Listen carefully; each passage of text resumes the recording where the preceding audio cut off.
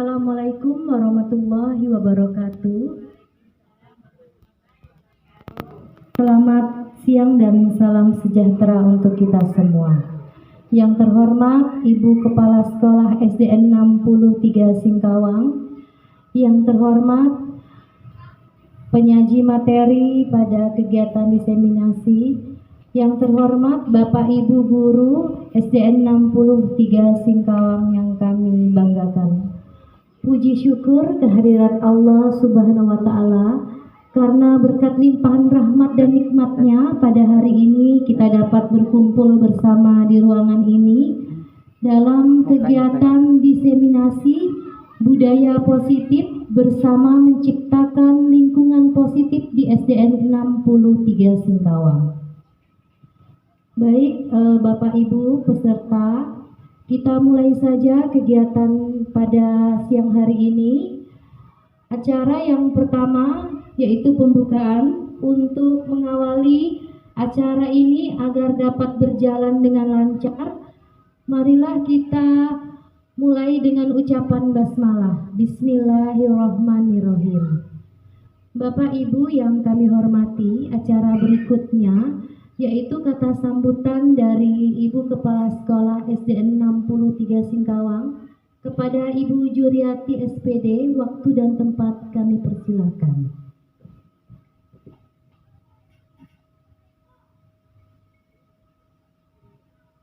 Bismillahirrahmanirrahim. Assalamualaikum warahmatullahi wabarakatuh.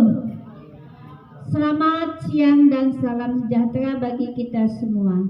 Alhamdulillah kita diberi kesehatan, diberi kesempatan sehingga kita bisa berkumpul di dalam ruangan ini untuk melaksanakan kegiatan. Di sini kita tahu ada kegiatan diseminasi budaya positif. Supaya lebih jelasnya nanti kita dengarkan bersama sajian dari penyaji kita.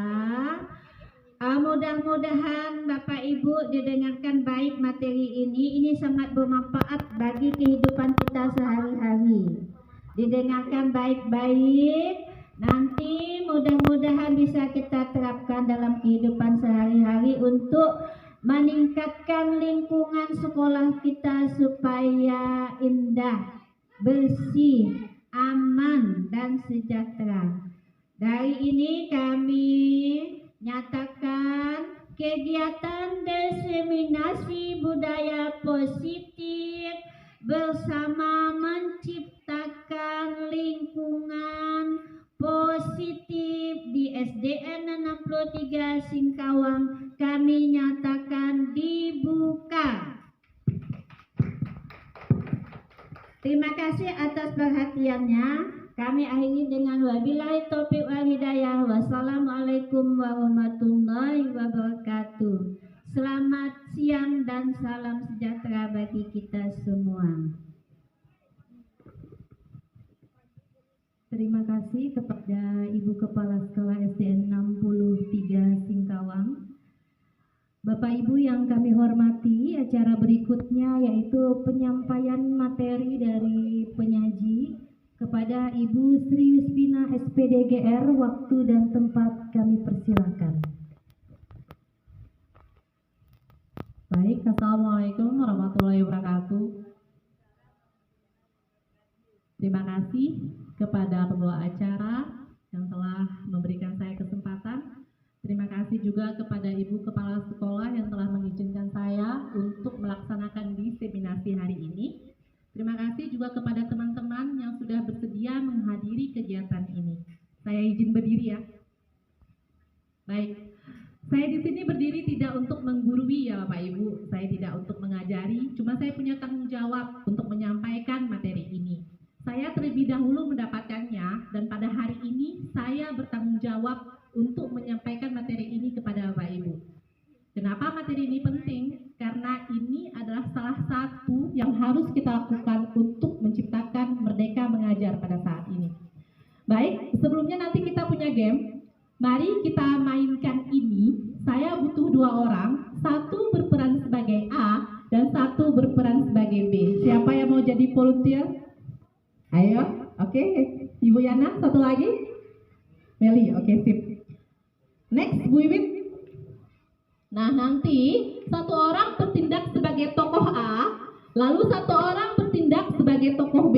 Nanti tugas tokoh A adalah menggenggam sesuatu di tangannya. Siapa di tokoh A-nya? Nah, Ibu Yana sebagai tokoh A dan Ibu Meli sebagai tokoh B. Nanti Ibu Yana menggenggam sesuatu. Bayangkan sesuatu itu penting dan berharga yang tidak ingin diberikan kepada orang lain. Nah, tugas Ibu Meli adalah merayu, membujuk Ibu Yana supaya dia mau memberikan sesuatu itu. Waktu kalian adalah 30 detik. Silakan.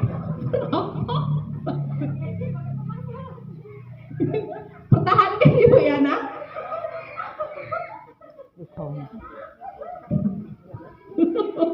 Oke, up. Dapat? Belum, oke. Nah, silakan duduk. Terima kasih teman-teman. Tepuk tangan untuk mereka berdua. Baik, sekarang apakah barang itu dapat? Tidak, karena Ibu Yana sedang mempertahankan dengan sekuat tenaga, menyimpan barangnya. Nah, sekarang next Ibu Iwit. Mari jawab pertanyaan ini. Apakah B dapat membuka kepalan tangan A? Tidak. Apa alasan A tidak mau membukanya? Apa Ibu Yana alasan kenapa tidak mau memberikan kepada B?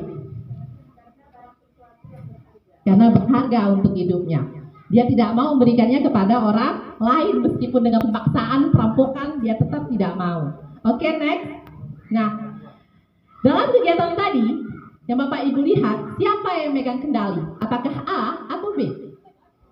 A. A yang memegang kendali ya. A yang memegang kendali. Kita sepakat A yang memegang kendali, benar? Benar, oke. A yang memegang kendali dalam kegiatan ini. Oke, next. Nah, lanjut. Pertanyaan pertama itu mungkin bervariasi antara yang bersedia membuka dan tetap bertahan. Tapi jawabannya adalah tadi dia tetap bertahan. Dia tidak mau membukanya. Nah, pertanyaan kedua, siapakah yang sesungguhnya memegang kontrol? Yang menutup kepalan tangan atau yang berusaha dengan segala cara untuk membuka kepalan tangan rekannya? Jawabannya, tentu kita sendiri atau A sendiri yang memegang kontrol dalam hidupnya. Tidak ada orang yang bisa mendikte dia. Meskipun dengan paksaan, meskipun dengan bujukan, tetap dia yang megang kontrol. Kalau dia mau, dia bisa berikan begitu saja, tapi dia tidak mau karena itu berharga. Jadi kita sendiri yang memegang kontrol atas hidup kita. Tidak ada orang lain yang bisa memegang kontrol atas hidup kita.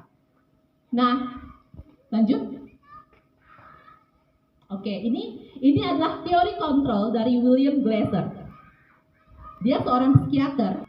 Kemudian dia merumuskan sebuah teori kontrol yang kemudian ini berkembang yang dinamakan choice theory. Dia meluruskan beberapa miskonsepsi. Sekarang banyak miskonsepsi di sekitar kita, Bapak Ibu. Ini kita sebut dengan ilusi. Lanjut. Nah, ini kita membayangkan bahwa ilusinya adalah guru dapat mengontrol murid. Selama ini kita berpikir bahwa kita bisa mengontrol murid. Padahal pada dasarnya kita tidak dapat memaksa murid untuk berbuat sesuatu. Jikalau murid tersebut memilih untuk tidak melakukannya, seperti Ibu Yana tadi, dia tidak mau melakukannya, tidak bisa kita paksa. Tidak bisa dikontrol. Ya, begitu ya Bapak Ibu ya. Nah, teori kontrol menyatakan bahwa semua perilaku memiliki tujuan, bahkan terhadap perilaku yang tidak dia sukai. Jadi bisa saja murid melakukan sesuatu yang tidak dia sukai itu pada dasarnya di bawah kesadarannya karena dia dipaksa. Seperti Ibu Yana jika memberikan tadi dengan paksaan, mungkin murid akan melakukannya karena terpaksa. Lanjut, ilusi yang kedua. Nah, ilusi bahwa semua penguatan positif, efektif, dan bermanfaat. Ini ilusi ya. Kita mengatakan bahwa penguatan positif itu bermanfaat, padahal itu ilusi. Sejauh ini kita senang memberikan reward, memberikan pujian, padahal itu adalah hanya ilusi. Ilusi yang tidak akan bertahan lama. Terima kasih Bapak Ibu Saudara. Nah, penguatan positif atau pujukan adalah bentuk-bentuk kontrol. Segala usaha untuk mempengaruhi murid agar mengulangi suatu perilaku tertentu. Jadi reward atau hukuman itu adalah sebuah ilusi yang dilakukan oleh seorang guru. Kita mengira bahwa itu dapat mengubah perilaku murid, padahal itu hanyalah sebuah bujukan. Ya, hanyalah sebuah bujukan yang tidak akan berlangsung lama. Next. Nah, ilusi bahwa kritik dan dapat membuat orang merasa bersalah dan menguatkan karakter. Sejauh ini termasuk saya, ini juga sedang berilusi bahwa kritik dapat membuat orang lain berubah, padahal itu juga salah. Ya, kita mengkritik orang lain itu dapat menimbulkan dendam ya Bapak Ibu. Ini ilusi bahwa orang dewasa memiliki hak untuk memaksa. Dulu saat saya menjadi anak, saya sering dipaksa orang tua. Apakah Anda juga sama? Ya, mereka berpikir itu terbaik untuk anak-anaknya, padahal mereka tidak tahu apa yang diinginkan anak-anaknya. Yang tahu adalah diri kita sendiri. Kualitas. Saat ini kita bersama di sini, mari kita bersama-sama mengubah paradigma kita. Paradigma baru harus kita wujudkan untuk menciptakan anak-anak yang lebih memiliki budaya positif. Oke, next. Nah, mari kita pahami hal-hal berikut. Ini ada perbedaan antara stimulus respon dan teori kontrol. Kita lihat ya, menurut stimulus respon, realitas atau kebutuhan kita sama. Sedangkan menurut teori kontrol, realitas kebutuhan kita berbeda. Lalu yang kedua, semua orang melihat yang sama.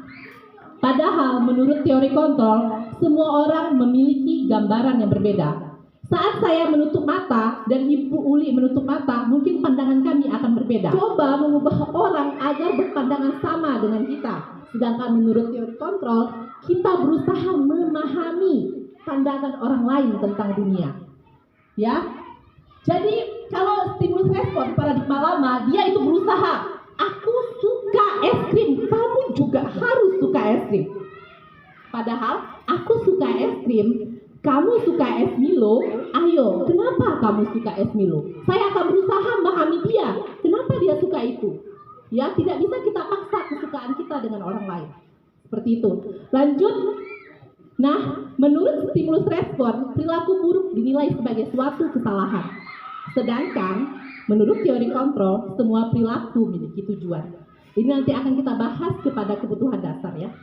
Kenapa semua hal itu bukan berarti kesalahan, nanti kita akan lihat. Belum tentu anak yang punya kasus itu dia buruk. Dia pasti punya tujuan. Lanjut, orang lain bisa mengontrol saya. Tadi kita sudah mainkan game. Menurut stimulus respon, kita bisa mengontrol orang lain. Padahal, hanya Anda sendiri yang bisa mengontrol diri Anda. Tidak bisa ada yang bisa mengontrol diri Anda, hanya diri sendiri. Orang lain mungkin bisa memberikan sugesti, orang lain bisa memberikan bujukan, orang lain bisa memberi nasihat, tetapi tetap Anda yang mengontrol diri Anda sendiri. Jika Anda dikontrol oleh orang lain, berarti jiwa Anda sudah tidak ada di sana. Begitu ya. Hanya kita yang bisa mengontrol diri kita sendiri. Diana Gosen dalam bukunya Disrupting School Discipline menyatakan ada 3 motivasi perilaku manusia. Jika seseorang melakukan disiplin karena ini, berarti dia berada pada dasar paling bawah sekali, pada tingkatan seorang individu. Karena dia itu seorang yang penakut. Ya. Dia hanya akan melakukan sesuatu karena takut dihukum. Nah ini, yang kedua, untuk mendapatkan imbalan atau penghargaan dari orang lain. Ini yang keduanya. Dia akan melakukan sesuatu jika dipuji, jika diberi hadiah, jika diberi reward. Dia tidak akan melakukan apapun jika tidak dipuji, jika tidak diberi hadiah. Ah, tidak ada hadiahnya, Bu, ada nilainya enggak? Biasa anak kita begitu kan? Ini dikasih nilai enggak, Bu? Ada nilai enggak, Bu? Mereka hanya ingin nilai. Tapi mereka tidak peduli dengan proses pembelajaran itu sendiri. Mereka hanya peduli dengan nilainya, dengan rewardnya. Lanjut, nah ini yang tertinggi ya, untuk menjadi orang yang mereka inginkan dan menghargai diri sendiri dengan nilai yang mereka percaya. Jadi inilah yang harusnya kita tanamkan pada murid kita, karena ini akan ada sampai mereka dewasa. Tidak bergantung pada Anda, tidak bergantung pada hadiah Anda. Apakah sampai dewasa kita akan menghadiahi mereka? Tentu saja tidak. Mereka. Kalau hukuman, anak akan membenci peraturan. Peraturan itu hanya akan ditempel tanpa diindahkan, karena mereka yang membencinya. Konsekuensi, mereka menghormati peraturan, karena mereka tahu konsekuensinya. Restitusi, anak menghormati dirinya dan orang lain. Ya. Jadi restitusi itu adalah proses menciptakan kondisi bagi murid untuk memperbaiki kesalahan mereka sehingga mereka bisa kembali pada kelompok mereka dengan karakter yang lebih kuat. Ini yang kita harapkan. Bagaimana bentuk anak tanpa reward, tanpa punishment. Gimana caranya? Nah, ini akan kita pelajari bersama-sama. Lanjut, murid. Pertama, kita buat keyakinan kelas. Di sana sudah ada keyakinan kelas. Kenapa harus keyakinan kelas? Kenapa harus keyakinan kelas? Kenapa tidak peraturan saja? Lanjut. Belum, murid. Mengapa kita memiliki peraturan tentang penggunaan helm pada saat mengendarai kendaraan roda 2? Apa karena kita takut ditangkap polisi? Atau kita ingin keselamatan? Kita takut ditangkap polisi pakai helm itu? Kita takut ditangkap polisi atau kita ingin keselamatan? Boleh jawab satu. Takut ditangkap polisi atau kita mau keselamatan? Oke, kita kunci keselamatan ya. Lanjut. Anda sudah tahu nilai baiknya. Yang tidak boleh kita langgar. Lanjut. Seseorang akan lebih tergerak dan bersemangat untuk menjalankan keyakinannya daripada hanya sekedar mengikuti serangkaian peraturan tertulis tanpa makna. Biasa kita pikir peraturan kita tempel belum tentu dibaca anak-anak. Mereka baca tapi tidak masuk ke dalam hatinya. Itu keyakinan kelas. Lanjut. Nah, ini yang dapat kita lakukan untuk membuat keyakinan kelas atau keyakinan sekolah. Kalau keyakinan sekolah berarti kita libatkan paguyuban, kita libatkan komite, kita libatkan perwakilan siswa ya. Lanjut. Ini keyakinan kelas itu bersifat lebih abstrak dari peraturan yang lebih rinci dan konkret. Lanjut. Keyakinan kelas berupa pernyataan-pernyataan universal. Pernyataan keyakinan kelas senantiasa dibuat dalam bentuk positif tidak. Ada 5 kebutuhan dasar manusia menurut Dr. William Johnson, yaitu yang pertama, kebutuhan untuk bertahan hidup atau survival. Yang kedua, kebutuhan untuk merasa diterima atau love and belonging. Yang ketiga, kebutuhan akan kebebasan atau freedom. Yang keempat, kebutuhan akan kesenangan atau fun. Dan yang kelima, kebutuhan akan penguasaan atau power. Yang kondusif dan akan berpengaruh pada tujuan dari pendidikan itu sendiri. Ibu, bapak guru hebat, mari kita menjadi guru yang lebih baik dengan memahami kebutuhan dasar murid-murid kita dan senantiasa membimbing mereka untuk menjadi pribadi yang berdaya, seimbang, dan bahagia. Salam dan bahagia, Ibu dan Bapak guru hebat. Namanya memang kan? Nah, Bapak Ibu, kita sudah menyimak penjelasan dari perwakilan kementerian tadi tentang apa saja kebutuhan dasar murid. Ada 5 tadi ya, Bapak Ibu ya, 5 kebutuhan dasar murid kita. Sekarang kita akan menyimak satu kasus ya, Bapak Ibu. Mungkin kita nanti melihat anak ini melanggar peraturan, tapi sebelumnya tunggu dulu.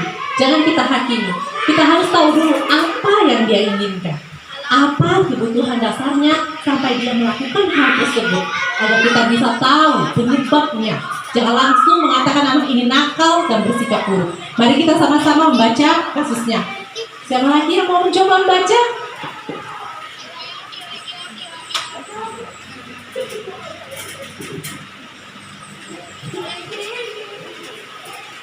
Ibu Ambar, guru wali kelas 2 di SD Pelita Hati, sedang bingung menghadapi ulah salah satu murid di kelasnya, Doni. Beberapa anak di kelas 2A telah datang padanya dan mengeluh Doni yang seringkali meminta bekal makan siang mereka dengan paksa. Jika Anda menghadapi situasi seperti Ibu Ambar, apa yang akan Anda lakukan? Menurut Anda, kira-kira apa alasan Doni melakukan hal itu? Kira-kira apa kebutuhan si Doni itu? Menurut Bapak Ibu, apa yang mendasari Doni melakukan ini terhadap teman-temannya? Apa? Dia tidak bawa bekal, ya.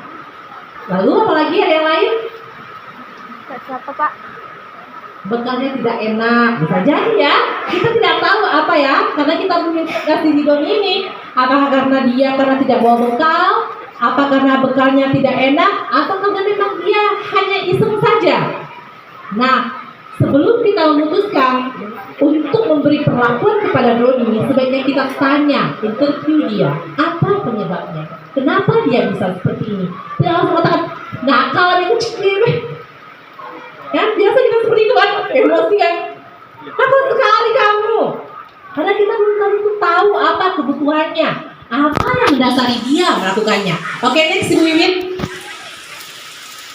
Nah, apabila jawaban Doni ketika ditanya, ini misalkan Ibu Ambar bertanya pada Doni, apabila jawaban Doni ketika ditanya oleh Ibu Ambar karena orang tuanya tidak membawakan bekal, jadi benar kata Ibu tadi, dia sedang berusaha memenuhi apa tadi? Yang pertama, kebutuhan hidup, survival. Lanjut, Wiwin. Nih, berarti dia sedang mencukupi kebutuhannya untuk bertahan hidup. Betapa kasihannya dia ya, karena dia lapar, dia perlu makan. Kalau memang ini yang mendasarinya yang pertama, karena Doni ingin bertahan hidup. Lanjut, tapi next, apabila dia menyatakan alasan bahwa mengambil bekal karena ingin temannya memperhatikan dia. Ketika temannya melaporkan kepada gurunya, maka gurunya juga memperhatikan dia. Saat gurunya melaporkan kepada orang tuanya yang memperhatikan dia, berarti Doni sekarang sedang lanjut memenuhi kebutuhan akan kasih sayang. Berarti dia kurang perhatian di rumah. Dia cari-cari perhatian kita, perhatian temannya, perhatian orang tuanya, bisa jadi korban dari keluarga broken home, seperti itu. Maka dia ingin meminta perhatian lebih agar dia diperhatikan. Lanjut, next. Tetapi jika Doni merasa hebat dan membuat temannya untuk takut kepada dirinya, berarti dia sedang berusaha untuk memenuhi next kekuasaan. Temannya takut dengannya. Kalau bukan takut, dia ingin berkuasa, punya power, ya. Dia sedang ingin berkuasa terhadap teman-temannya. Next lagi, Bumi. Tetapi jika dia merasa bekal yang dia bawa itu nggak enak, seperti kata Ibu Susan, dia bosan, berarti itu masuk kepada apa? Kebutuhan kebebasan. Dia ingin menentukan pilihannya sendiri. Mamaku cuma mau telur saja, ayam saja. Misalkan, dia punya kebebasan untuk punya cita rasa di dalam mulutnya. Akhirnya dia mengambil bekal temannya yang menurutnya dia suka. Itu dia ingin bebas. Ya, dia ingin merasakan kebebasan. Lanjut, Wiwin. Nah, ini baru kesenangan. Dia iseng saja, suka-suka aja, mau ganggu temannya, itu dia inginkan kesenangan. Dia ingin bermain. Berarti Doni ingin merasa senang dengan mengganggu temannya. Jadi kita ketahui dulu kebutuhan dasarnya apa, sehingga kasus itu bisa terjadi. Jangan langsung kita hakimi. Dalam itulah penerapan restitusi. Kita pahami dulu kebutuhan dasarnya apa, kita tanya dulu dia, kenapa dia seperti itu. Harus ada komunikasi antara kita dengan murid, tanpa menghakimi terlebih dahulu. Tapi sampai saat ini biasa kita lupa ya, mulai emosi, marah, tapi mulai saat ini mari kita berubah bersama untuk menerapkan restitusi. Lanjut, Bu Wiwin. Nah, sekarang dalam menerapkan restitusi, Bapak Ibu, kita harus punya sebuah posisi di depan siswa kita. Apa posisi kita di depan siswa, depan murid kita, agar dia mau mengikuti restitusi kita, dia mau menanamkan budaya positif itu. Saat ini apa posisi kita? Guru lah, Bu. Posisi kita guru. Ya benar, kita adalah guru dalam apa? Apakah kita nanti adalah teman, penghukum, pembuat rasa bersalah, manajer, atau pemantau? Kita lihat ya, sekarang ada 5 posisi kontrol guru yang harus kita pahami ya Bapak Ibu. Saat ini kita sedang berada di posisi mana? Ya, mari kita simak bersama 5 posisi kontrol guru. Next untuk belajar. Baik Bu, terima kasih. Posisi manajer adalah posisi kontrol yang disarankan untuk membimbing murid memiliki sikap disiplin yang positif, yaitu murid yang mandiri, bertanggung jawab, dan dapat memecahkan masalah. Tujuan dari posisi ini adalah agar murid dapat berefleksi atas tindakannya. Guru akan memberikan pertanyaan-pertanyaan bermakna, sehingga membuat murid dapat belajar dari kesalahannya dan mencari sebuah solusi untuk menyelesaikannya. Ibu dan bapak guru hebat, setelah mengamati adegan kelima posisi kontrol tadi, kira-kira posisi mana yang paling ideal? Posisi mana yang dapat menunjang motivasi intrinsik murid? Ya, tentu posisi manajer. Posisi ini memang posisi ideal yang ingin dituju setiap pendidik. Pada posisi inilah, guru dapat menerapkan disiplin positif yang berpihak pada murid, yang memerdekakan murid. Perjalanan seorang pendidik tentunya tidak mudah untuk sampai pada posisi seorang manajer. Namun, tujuan kita pasti, yaitu menciptakan murid-murid yang mandiri, merdeka, dan bertanggung jawab. Semoga penggambaran 5 posisi kontrol yang telah diperlihatkan ini dapat menjadi ajang refleksi bagi kita semua, agar dapat terus mengasah dan menerapkan disiplin positif yang memerdekakan murid. Mari terus berlatih dan bersemangat, selamat menerapkan. Salam dan bahagia, Ibu dan Bapak Guru hebat.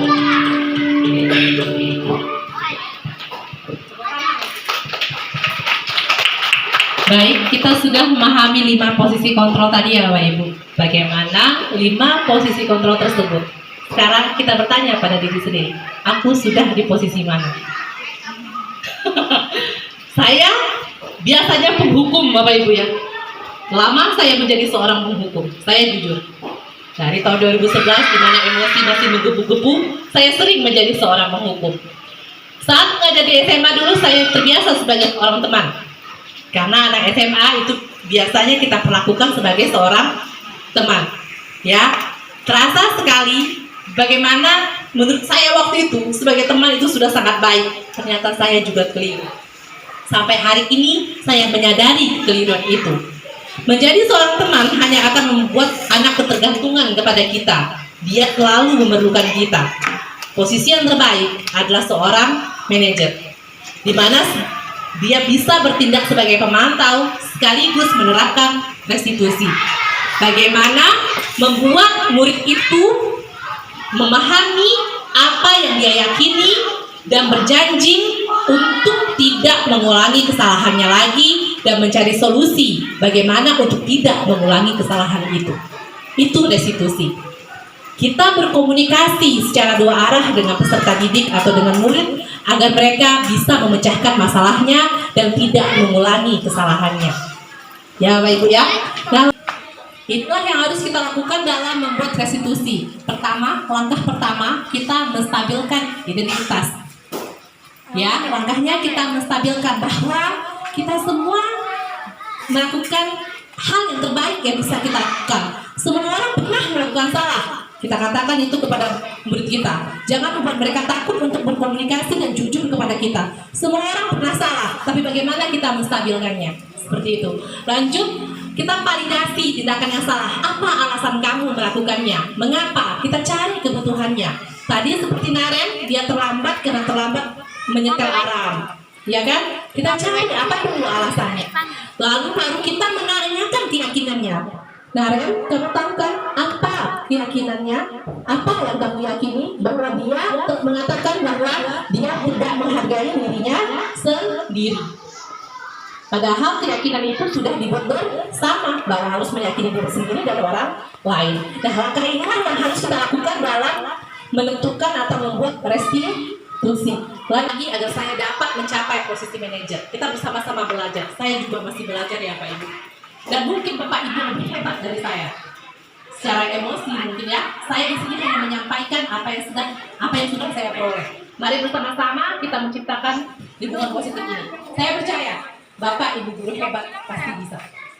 Ya, baik, mungkin hanya yang bisa saya sampaikan Bapak Ibu. Semoga dengan ini saya berharap Bapak Ibu dapat mendapatkan informasi tentang konstitusi, tentang tentang kebutuhan dasar peserta didik. Semoga ini bermanfaat untuk kita semua. Wabillahi taufiq wal hidayah. Wassalamualaikum